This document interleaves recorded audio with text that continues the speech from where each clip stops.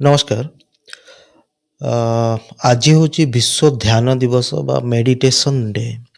ସାରା ବିଶ୍ୱରେ ମେଡିଟେସନ୍ ବା ଧ୍ୟାନର ଉପକାରିତା, ଧ୍ୟାନର ଗୁରୁତ୍ୱକୁ ନେଇକି ଅନେକ ବଡ଼ ବଡ଼ ବ୍ୟକ୍ତି, ବିଦ୍ୱାନ ବ୍ୟକ୍ତି, ସମାଜରେ ବହୁତ ପ୍ରତିଷ୍ଠିତ ବ୍ୟକ୍ତି ନିଜର ମତ ଓ ମନ୍ତବ୍ୟ ରଖୁଛନ୍ତି ମେଡିଟେସନ୍କୁ ନେଇକି। ମେଡିଟେସନ୍ର ଗୁରୁତ୍ୱ ଆମ ଜୀବନରେ କ'ଣ ରହିଛି ସେଇ ବିଷୟରେ ମଧ୍ୟ ଅନେକ କିଛି ଦେଖିବାକୁ ମିଳୁଛି ଟେଲିଭିଜନରେ।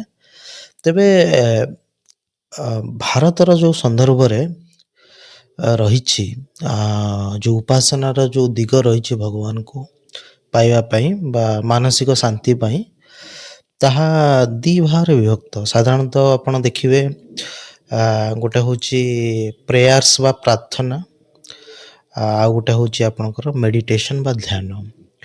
ଏଇ ଦି ପଦ୍ଧତି ବା ଦି ଉପାସନା ମାଧ୍ୟମରେ ବ୍ୟକ୍ତି ନିଜର ଆନ୍ତରିକ ଶାନ୍ତି, ଭଗବାନ ବା ପରମାତ୍ମାଙ୍କୁ ପାଇବାର ଯେଉଁ ଅଭିଳାଷା, ଏଇ ଦୁଇ ଉପାସନା ମାଧ୍ୟମରେ ସାଧାରଣତଃ କରାଯାଏ ଭାରତରେ ଯଦି ଆମେ ଆଲୋଚନା କରିବା। ତେବେ କେବେ ଆପଣ ଚିନ୍ତା କରିଛନ୍ତି କି ପ୍ରାର୍ଥନା ଆଉ ଆପଣଙ୍କର ଯେଉଁ ରହିଲା ଧ୍ୟାନ ବା ମେଡିଟେସନ୍ ଭିତରେ ଫରକ କ'ଣ ଅଛି? ପ୍ରାର୍ଥନା ଆଉ ଧ୍ୟାନର ମଧ୍ୟରେ ଥିବା ଡିଫରେନ୍ସ ବା ତାର ଗୁରୁତ୍ୱ କ'ଣ ଅଛି? ପ୍ରାର୍ଥନା ବା ଧ୍ୟାନ କିଏ ଅଧିକ ଭାରି ବା କିଏ ଅଧିକ ଗୁରୁତ୍ୱ ରଖେ ମଣିଷ ଜୀବନରେ? ଜଣେ ମଣିଷ, ଜଣେ ହ୍ୟୁମାନ୍ ବିଙ୍ଗ ହିସାବରେ କେଉଁ ଜିନିଷଟା ବାସ୍ତବରେ ଆମ ଉପରେ ବେଶୀ ଗୁରୁତ୍ୱ ବହନ କରେ ଆଉ କାହିଁକି? ତେଣୁ ସେଇ ବିଷୟରେ ଆମକୁ ଯେତେବେଳେ ଜାଣିବାର ଅଛି ବା ଜାଣିବାକୁ ଆମେ ଚେଷ୍ଟା କରିବା, ପ୍ରଥମେ ଆମେ ଜାଣିବାକୁ ପଡ଼ିବ ଯେ ପ୍ରାର୍ଥନା କ'ଣ। ମୋଟାମୋଟି ଭାବେ କହିବାକୁ ଗଲେ ପ୍ରାର୍ଥନା ହେଉଛି ଆପଣଙ୍କର ଆସ୍ତିକତାର ଗୋଟେ ବାଇ ପ୍ରଡ଼କ୍ଟ ଆମେ କହିପାରିବା। ଯେଉଁମାନେ ଆସ୍ତିକ, ଯେଉଁମାନେ ଭଗବାନଙ୍କ ଉପରେ ବିଶ୍ୱାସ ରଖନ୍ତି, ସେମାନେ ସମସ୍ତେ ଏଇ ପ୍ରାର୍ଥନା ମାଧ୍ୟମରେ ହିଁ ଭଗବାନଙ୍କ ସହିତ ନିଜର ଯୋଗସୂତ୍ର ସମ୍ପର୍କ ସ୍ଥାପନା କରିବା ପାଇଁ ଚେଷ୍ଟା କରନ୍ତି। ସେଇ ଦୃଷ୍ଟିରୁ ପ୍ରାର୍ଥନା ହେଉଛି ଗୋଟେ ମାଧ୍ୟମ ଭଗବାନଙ୍କ ସହିତ ମଣିଷମାନଙ୍କର ସମ୍ପର୍କ ସାଧନା କରିବା ପାଇଁ। ତେଣୁ ସେଇ ଦୃଷ୍ଟିରୁ କହିବାକୁ ଗଲେ ଏଇଟା ହେଉଛି ଯେଉଁମାନେ ଆସ୍ତିକ, ଯେଉଁମାନେ ଭଗବାନଙ୍କ ଉପରେ ବିଶ୍ୱାସ ରଖନ୍ତି, ସେଇମାନଙ୍କ ପାଇଁ ଏଇଟା ହେଉଛି ଗୋଟେ ବ୍ୟବହାରିକ ଟୁଲ୍ସ କହିପାରିବା। ତେଣୁ ଯଦି ଆମେ ଜାଣିବାକୁ ଚେଷ୍ଟା କରିବା କି ପ୍ରାର୍ଥନା ଯେଉଁଠି ଥାଏ ସେଇଠି ଭଗବାନଙ୍କ କଥା ଆସେ, କାରଣ ପ୍ରାର୍ଥନା ଜଣେ ବ୍ୟକ୍ତି ଭଗବାନଙ୍କ ପାଇଁ କରେ। ତେଣୁ ଓଭିୟସଲି ଏଠି ଭଗବାନ ଏବଂ ବ୍ୟକ୍ତି ଭିତରେ ଏକ ସମ୍ପର୍କ ସାଧନା ହୁଏ, ଯାହାର ମାଧ୍ୟମ ଥାଏ ହେଉଛି ପ୍ରାର୍ଥନା। ଏଇ ଯେଉଁ ପ୍ରାର୍ଥନାଟା ମୂଳତଃ ଆମେ ଯଦି ବୁଝିବାକୁ ଚେଷ୍ଟା କରିବା, ଏଇ ପ୍ରାର୍ଥନାଟା ହେଉଛି ଆପଣଙ୍କର ମୋଟାମୋଟି ଭାବେ ଭଗବାନଙ୍କୁ ଆପଣ ମୋଟିଭେଟ୍ କରନ୍ତି, ଭଗବାନଙ୍କୁ ପ୍ରଭାବିତ କରନ୍ତି ବା ପ୍ରେସରାଇଜ୍ କରନ୍ତି ପ୍ରାର୍ଥନା ମାଧ୍ୟମରେ ନିଜର କିଛି ଉପଲବ୍ଧି ପାଇଁ, ନିଜର କିଛି ବ୍ୟକ୍ତିଗତ ଲାଭ ପାଇଁ। ତେଣୁ ପ୍ରାର୍ଥନା ପଛରେ କିଛି ନା କିଛି ମୋଟିଭେସନ୍ ଥାଏ। ଜଣେ ବ୍ୟକ୍ତି ପ୍ରାର୍ଥନା କରେ, ଜଣେ ଅସୁବିଧାରେ ପଡ଼ିଲେ, ଜୀବନରେ ବହୁତ ଡିଫିକଲ୍ଟ ସମୟ ଦେଇକି ସେ ଗତି କରୁଛି, ସେ ଲୋକ ବି ପ୍ରାର୍ଥନା କରନ୍ତି। ବହୁତ ଲୋକ ଥାଆନ୍ତି ନିଜର ସୁଖ ସମୃଦ୍ଧି ପାଇଁ ଯାଇକି ପ୍ରାର୍ଥନା କରନ୍ତି ଭଗବାନଙ୍କୁ। ଏମିତି ଲୋକ ମଧ୍ୟ ଥାଆନ୍ତି ଭକ୍ତି ଓ ସମର୍ପଣ ଭାବକୁ ନେଇକି ମଧ୍ୟ ଭଗବାନଙ୍କୁ ପ୍ରାର୍ଥନା କରିଥାନ୍ତି ବା ଡାକିଥାନ୍ତି। ତେଣୁ both positive and negative angle ରହିଛି ପ୍ରାର୍ଥନାର। ତେବେ ମୁଖ୍ୟତଃ ଯେକୌଣସି ପ୍ରାର୍ଥନା ଆମେ ଦେଖିବା, ତା ପଛରେ କିଛି ନା କିଛି ମୋଟିଭେସନ୍ ବା ଉଦ୍ଦେଶ୍ୟ ଥାଏ। ତେଣୁ ପ୍ରାର୍ଥନା ଯଦି ଆମେ ମୋଟାମୋଟି ଭାବେ ଭାବିବା ଯେ ଭଗବାନଙ୍କୁ ପ୍ରଭାବିତ କରିବା ପାଇଁ, ପ୍ରେସରାଇଜ୍ କରିବା ପାଇଁ ଆପଣଙ୍କର କିଛି ନିର୍ଦ୍ଦିଷ୍ଟ ସ୍ୱାର୍ଥ କହିପାରିବା, ନିର୍ଦ୍ଦିଷ୍ଟ ଉଦ୍ଦେଶ୍ୟକୁ ସାଧନ କରିବା ପାଇଁ ବ୍ୟବହାର କରାଯାଏ। ତେବେ ସେ ଯାହା ହଉ, ଯଦି ପ୍ରାର୍ଥନାକୁ ଆମକୁ ଅଧିକ ବୁଝିବାର ଅଛି, ମୁଁ ଆପଣଙ୍କୁ ଗୋଟେ ସୁଫି ଷ୍ଟୋରି ମିଡିଲ ଇଷ୍ଟର ସୁଫି ଷ୍ଟୋରି ବା କାହାଣୀ ଗୋଟେ ଆପଣଙ୍କୁ ବୁଝେଇବାକୁ ଚେଷ୍ଟା କରିବି। ସେଇଥିରେ ଆମେ ବୁଝିବାକୁ ଚେଷ୍ଟା କରିବା ଯେ ବାସ୍ତବରେ ପ୍ରାର୍ଥନାଟା କେତେ ଜରୁରୀ ଆମମାନଙ୍କ ପାଇଁ, ଆଉ ପ୍ରାର୍ଥନାର ଅଲ୍ଟିମେଟ୍ ଉଦ୍ଦେଶ୍ୟ କ'ଣ, ବା ପ୍ରାର୍ଥନା ଦ୍ୱାରା ଆମେ କ'ଣ ବାସ୍ତବରେ ପାଇଥାଉ ବାସ୍ତବ ଜୀବନରେ ଯଦି ଦେଖିବା। ସେମିତି ଏକ ଗୋଟେ ଷ୍ଟୋରି, ସୁଫି ଷ୍ଟୋରି। ଗୋଟେ ଜାହାଜରେ କିଛି ବଣିକ ବା ବିଜନେସମ୍ୟାନ୍ ସେମାନଙ୍କର ସୁନା ରୂପା ହୀରା ମୋତି ଏବଂ ଅନ୍ୟାନ୍ୟ ଧନ ସମ୍ପତ୍ତି ମୁଦ୍ରା ପଇସା ଏସବୁ ଧରିକି ସେମାନେ ଜଳଯାତ୍ରା କରୁଥିଲେ ନିଜ ଦେଶକୁ ପହଞ୍ଚିବା ପାଇଁ। ଏବଂ ମଝି ସମୁଦ୍ରରେ କ'ଣ ହେଇଛି ନା ଗୋଟେ ବିରାଟ ବାତ୍ୟା ବା ତୁଫାନଟେ ଆସିଛି। ସେଇଥିରେ ଯେଉଁ ଜାହାଜଟି ବହୁତ ଭାବେ ପ୍ରଭାବିତ ହେଇଛି, ଜୋର ପବନ ବହିଛି ଏବଂ ଜାହାଜ ଦୋହଲିବାକୁ ଲାଗିଛି। ସେଇ ସମୟରେ କ'ଣ ହେଇଛି ନା ଜାହାଜରେ ଉପସ୍ଥିତ ଯେତେ ସବୁ ବିଜନେସମ୍ୟାନ୍ ବା ବଣିକ ଥିଲେ ସେମାନେ ସବୁ ଭଗବାନଙ୍କୁ ଡାକିବାକୁ ଆରମ୍ଭ କରିଛନ୍ତି, ହେ ଭଗବାନ ଆମକୁ ବଞ୍ଚାନ୍ତୁ ଏଇଭଳିଆ ଗୋଟେ ବିରାଟ ବିପତ୍ତିରୁ। ଏବଂ ସେଇ ସମୟରେ, ଠିକ୍ ସେଇ ସମୟରେ ସେଇ ଜାହାଜରେ ଜଣେ ସୁଫି ସନ୍ଥ ଥିଲେ। ମୁସଲମାନ ମାନଙ୍କର ଯେଉଁମାନେ ସନ୍ଥ ଥାନ୍ତି ତାଙ୍କୁ ସୁଫି କୁହାଯାଏ। ସେ ଗୋଟେ ଜାହାଜର ଗୋଟେ କୋଣରେ ବସିଛନ୍ତି ଏବଂ ସିଏ କୌଣସି ଭଗବାନଙ୍କୁ ଡାକୁନାହାନ୍ତି କି କିଛି କରୁନାହାନ୍ତି। ସେଇଠି ଜଣେ ବ୍ୟକ୍ତି, ଯେଉଁ ଜାହାଜରେ ଥିଲେ ଜଣେ ଯେତେ ସବୁ ଧନୀ ବ୍ୟକ୍ତି, ଜଣେ ବ୍ୟକ୍ତି ଯାଇକି ତାଙ୍କୁ ପଚାରୁଛନ୍ତି, ଏତେ ବଡ଼ ବିପଦ ଚାଲିଛି, ଆମେ ଏତେ ଲୋକ ସମସ୍ତେ ଭଗବାନଙ୍କୁ ଡାକୁଛୁ, ଆମକୁ କେମିତି ଉଦ୍ଧାର ହେବ? ତମେ ଏଇଠି ଜଣେ ମାନେ ସୁଫି ସନ୍ଥ ହେଇକି ଦେହରେ ଗେରୁଆ ବସ୍ତ୍ର ପିନ୍ଧି ହାତରେ ମାଳା ଧରିକି ଆପଣ ଭଗବାନଙ୍କୁ ଡାକୁନାହାନ୍ତି, ଆପଣ କେଉଁ ଭଳିଆ ସନ୍ଥ ବା ସୁଫି ଅଟନ୍ତି? ଆପଣଙ୍କର ଟିକେ ବି କାଣ୍ଡ ଜ୍ଞାନ ନାହିଁ ବା ବୁଦ୍ଧି ନାହିଁ ଆପଣଙ୍କର, ଯେ ଆପଣ ଏଇଠି ବସିଛନ୍ତି, ଆମେ ସମସ୍ତେ ଡାକୁଛୁ ଭଗବାନଙ୍କୁ, ଆମେ ବିଜନେସମ୍ୟାନ୍ ବା ବଣିକ ହେଇକି ଭଗବାନଙ୍କୁ ଡାକୁଛୁ, କିନ୍ତୁ ଆପଣ ଏଇଠି ହଠାତ୍ ବସିଛନ୍ତି, ଆପଣ କେଉଁ ଭଳିଆ ବ୍ୟକ୍ତି? ସେଠି ଯେଉଁ ସୁଫି ଥିଲେ ସେ ଯେଉଁ ବିଜନେସମ୍ୟାନ୍କୁ ଅନେଇକି କହୁଛନ୍ତି ଯେ ଆପଣ ଆପଣଙ୍କର ଯେଉଁ କଥାଟି କହିଲେ, ଆପଣଙ୍କର ପ୍ରଶ୍ନରେ ହିଁ ଆପଣଙ୍କ ଉତ୍ତର ଅଛି। ନା କ'ଣ ପ୍ରଶ୍ନର ଉତ୍ତର ଅଛି? ନା ଆପଣ ପ୍ରଥମେ କହିଲେ ଯେ ଆପଣ ଜଣେ ବିଜନେସମ୍ୟାନ୍, ସେଇଥିପାଇଁ ଆପଣ ଭଗବାନଙ୍କ ସହିତ ନିଜର ବିଜନେସ୍ କରୁଛନ୍ତି। ନା କ'ଣ ଭଗବାନଙ୍କ ସହିତ ମୁଁ ବିଜନେସ୍ କଲି? ଏଇଭଳିଆ ବିପଦରୁ ଆମକୁ ଉଦ୍ଧାର କରିବା ପାଇଁ ଆମେ ଭଗବାନଙ୍କୁ ଡାକୁଛୁ। ଏବଂ ମୁଁ ଭଗବାନଙ୍କ ସହିତ ବିଜନେସ୍ କ'ଣ କଲି? ନା ମୁଁ ଭଗବାନ ସହିତ କ୍ଷଣିକ ବିଜନେସ୍ କରେନି, ମୁଁ ଭଗବାନଙ୍କ ସହିତ ମୋର ପରମାନେଣ୍ଟ ବିଜନେସ୍ ବା ପରମାନେଣ୍ଟ ଡିଲ୍। ନା କ'ଣ ପରମାନେଣ୍ଟ ଡିଲ୍ ତମର?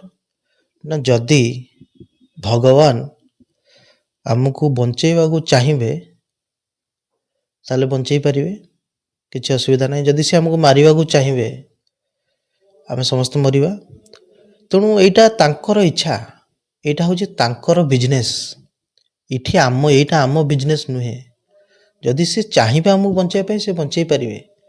ଏଇଟା ଆମ ବିଜନେସ୍ ପାଇଁ ଆମେ ଯଦି କି ଆମ ବିଜନେସ୍ ବା ଆମର ଲାଭ ପାଇଁ ଭଗବାନଙ୍କୁ ଡାକିବା, ହେ ଭଗବାନ ଆମକୁ ଆସିକି ଏଠି ଏଡ଼େ ବଡ଼ ବିପଦରୁ ବଞ୍ଚେଇ ଦିଅ, ତାହେଲେ ଏଠି ଭଗବାନଙ୍କର ଇଚ୍ଛା ବା ଭଗବାନଙ୍କର ଯେଉଁ ଉଦ୍ଦେଶ୍ୟ ରହିଛି ସେଠି କେଉଁଠି ସାଧିତ ହେଲା? ଆମେ ତାହେଲେ ଭଗବାନଙ୍କର ପ୍ରକୃତ ଭକ୍ତ ନୁହନ୍ତି କି? ଭଗବାନଙ୍କୁ ଆମେ କେବଳ ଆମର ନିଜର ସ୍ୱାର୍ଥ ସାଧନ ପାଇଁ ଆମେ ଭଗବାନଙ୍କୁ ଡାକିବା। ଭଗବାନ ଯଦି ଆମକୁ ବଞ୍ଚେଇବାକୁ ଚାହିଁବେ ସେ ବଞ୍ଚେଇବେ, ଯଦି ମାରିବାକୁ ଚାହିଁବେ ସେ ମାରିବେ। ଏଇଭଳି ପରିସ୍ଥିତିରେ ସେ ବଣିକ ଜଣକ ସେ ଯେଉଁ ସୁଫି ସନ୍ଥକୁ ବହୁତ ଗାଳି ଦେଇଛି ଏବଂ କହିଛି ଯେ ଜାହାଜ କୂଳରେ ଲାଗିଯାଉ, ଆମେ ତମ କଥା ବୁଝିବୁ। ଏଇଭଳିଆ ପରିସ୍ଥିତିରେ ଆମେ ତମ ସହିତ ଏଠି କଳି ଝଗଡ଼ା କରିବା ପାଇଁ ଏଠି ଆସିନୁ। ନିହାତି ତମେ ଜଣେ ସାଧୁ ସନ୍ଥ ଲୋକ ନୁହଁ, ତମେ ଜଣେ ନିହାତି ଗୋଟେ ବଡ଼ ଡେଞ୍ଜରିୟସ୍ ଲୋକ, ତମ ପାଇଁ ଆମେ ସମସ୍ତେ ବିପଦରେ ପଡ଼ିବୁ। ଏମିତି ହେଲା ପରେ ସେମାନେ ସେଇଠୁ ପଳେଇ ଯାଇଛନ୍ତି ଏବଂ ସେଇ ଯେଉଁ ବିଜନେସମ୍ୟାନ୍ ବା ସେଇ ଯେଉଁ ବଣିକ ଆପଣଙ୍କର ଯେଉଁ ଥିଲେ ୟାଙ୍କ ସହିତ ମାନେ ବାର୍ତ୍ତାଳାପ କରୁଥିଲେ ସୁଫି ସନ୍ଥଙ୍କ ସହିତ, ସିଏ ଯେତେବେଳେ ଜାହାଜ ଜୋରରେ ଦୋହଲିବା ଆରମ୍ଭ ହେଇଛି, ସିଏ ସେଠୁ ଭୟରେ କ'ଣ ହେଇଛି ନା ମୁଁ ସମସ୍ତଙ୍କ ଥିବା ସମୟରେ ହେ ଭଗବାନ ଆମକୁ ସମସ୍ତଙ୍କୁ ବଞ୍ଚେଇ ଦିଅ। ମୋର ସବୁଠାରୁ ପ୍ରିୟ ଜିନିଷ ହେଉଛି ମୋର ଗୋଟେ ବଡ଼ ବଙ୍ଗଳା ଅଛି ସହର ମଧ୍ୟରେ, ମୁଁ ସେଇଟା ଆପଣଙ୍କୁ ଦାନ କରିଦେବି ପଛେ ଆପଣ କିନ୍ତୁ ଆମକୁ ଏଇ ବିପଦରୁ ଆଜି ବଞ୍ଚେଇ ଦିଅନ୍ତୁ। ଏଇଭଳିଆ ଯେତେବେଳେ ସିଏ ଭଗବାନଙ୍କୁ ଡାକିଛି, କିଛି ସମୟ ପରେ ପବନ କମିଯାଇଛି ଏବଂ ଜାହାଜ ଯାଇକି କୂଳରେ ଲାଗିଛି। ଜାହାଜ ଯେତେବେଳେ କୂଳରେ ଲାଗିଛି, ସେଇ ସମୟରେ ସମସ୍ତେ ଓହ୍ଲେଇଛନ୍ତି। ସେ ସଫିସନ୍ତ ଓହ୍ଲେଇଛନ୍ତି ଏବଂ ଅନ୍ୟାନ୍ୟ ଯେଉଁମାନେ ସବୁ ବଣିକ ବା ବିଜନେସମ୍ୟାନ୍ ଥିଲେ ସେମାନେ ସବୁ ତାଙ୍କର ଜିନିଷପତ୍ର ସହିତ ଓହ୍ଲେଇଲେ। ଯେଉଁ ବ୍ୟକ୍ତି ଜଣକ ଭଗବାନଙ୍କୁ ଘର ଦାନ କରିବ ବୋଲି କହିଥିଲା, ସିଏ ଟିକେ ଦ୍ୱନ୍ଦ୍ୱରେ ପଡ଼ିଯାଇଛି। ଯେତେବେଳେ ସଫିସନ୍ତକୁ ଦେଖିଛି, ସିଏ ଆଉ ସଫିସନ୍ତ ସହିତ କଳି କ'ଣ କରିବ, ସେ ମନେ ମନେ ଭାବିଛି ଯେ ଇଏ ସନ୍ଥ ଜଣକ ଠିକ୍ କଥା କହୁଥିଲେ, ମୁଁ ବଡ଼ ଅକଳିଆରେ ବା ଦ୍ୱନ୍ଦ୍ୱରେ ପଡ଼ିଲି। ଏବେ କ'ଣ କରିବି ମୁଁ? ଭଗବାନ ତ କହିଦେଇଛି ମୁଁ ଦାନ କରିବି ବୋଲି ଘର, ସମସ୍ତଙ୍କ ଆଗରେ କହିଛି, ତେଣୁ ମୋତେ କ'ଣ କରିବାକୁ ପଡ଼ିବ? ଯଦି ଭଗବାନ ମୋ ସହିତ ତାହେଲେ ବିଜନେସ୍ କଲେ ଏଇଠି, ମୁଁ ବି ଜଣେ ବଣିକ ବା ବିଜନେସମ୍ୟାନ୍ ହିସାବରେ ଭଗବାନଙ୍କ ସହିତ ମଧ୍ୟ ମୁଁ ବି ବାଣିଜ୍ୟ କରିପାରିବି। ତେଣୁ ସେୟା ଭାବିକି ତା ପରଦିନ ସେ ତା ଘରକୁ ଅକ୍ସନ୍ କରିବା ପାଇଁ ନିଷ୍ପତ୍ତି ନେଇଛି ଏବଂ ସହରର ବା ରାଜ୍ୟର ବିଭିନ୍ନ ରଜା ଏବଂ ଅନ୍ୟାନ୍ୟ ଧନୀ ଶ୍ରେଣୀ ଲୋକଙ୍କୁ ଖବର ଦିଆହେଇଛି ଯେ ଘର ନିଲାମ କରିବା ପାଇଁ। ତେଣୁ ସମସ୍ତେ ଆସିଛନ୍ତି, ରାଜା ସମସ୍ତେ ଅନ୍ୟାନ୍ୟ ପ୍ରତାପୀ ଲୋକ ଏବଂ ଧନଶାଳୀ ଲୋକ ସବୁ ଆସିଛନ୍ତି। ଆସିଲା ପରେ ସେମାନେ ଦେଖିଛନ୍ତି ଯେ ସେ ଯେଉଁ ଘର ତାଙ୍କର ଅଛି, ସେ ଘର ସାମ୍ନାରେ ଗୋଟେ ପିଲରଟେ ଅଛି, ମାର୍ବଲ ପିଲରଟେ। ସେ ମାର୍ବଲ ପିଲରରେ ଗୋଟେ ବିଲେଇ ବା ବିରାଡ଼ି ଯାହାକୁ କୁହନ୍ତି, ବିରାଡ଼ିଟେ ବନ୍ଧା ହେଇଛି ଗୋଟେ ଚେନ୍ରେ।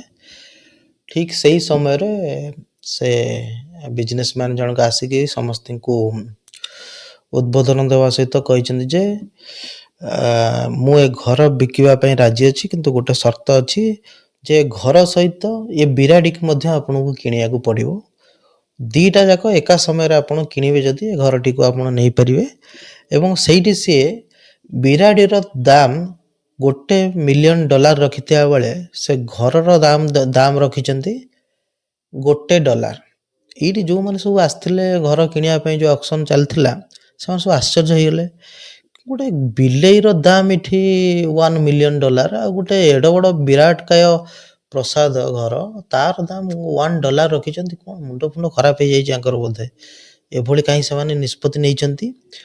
ତେଣୁ ପଚାରିଛନ୍ତି ଆପଣ କ'ଣ ଏମିତି, କାହିଁକିନା ଆପଣଙ୍କୁ ଯଦି କିଣିବାର ଅଛି ଦୁଇଟା ଯାକ କିଣିବାକୁ ପଡ଼ିବ।